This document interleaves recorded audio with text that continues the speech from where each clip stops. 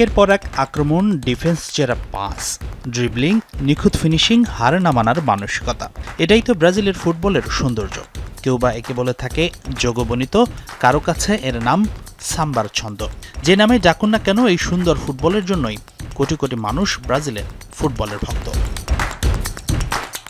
কিন্তু জাপানের ইয়োকোহামা স্টেডিয়ামে 2002 বিশ্বকাপ ট্রফি জয়ের পর সেই যোগবনিত যেন হারিয়ে গেছিল ব্রাজিলের ফুটবল থেকে।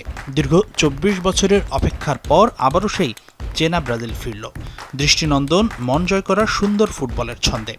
কিন্তু সৃষ্টিকর্তার মহিমাটা দেখুন ব্রাজিলের ফিরে আসার গল্পেও সেই জাপান।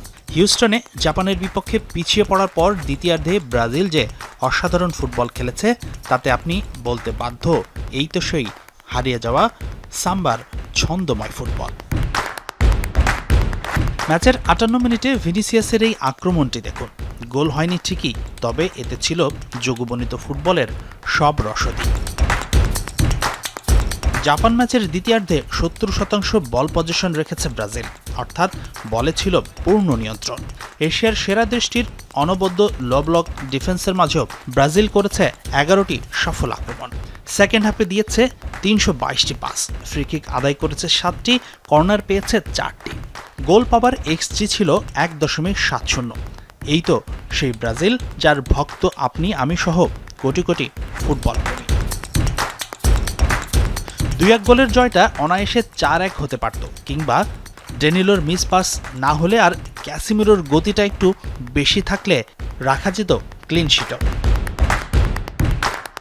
তবে আজ না পাওয়ার গল্প বলার দিন নয়, আজ ব্রাজিল আর দেশটির ভক্তদের কেবল অর্জনের দিন।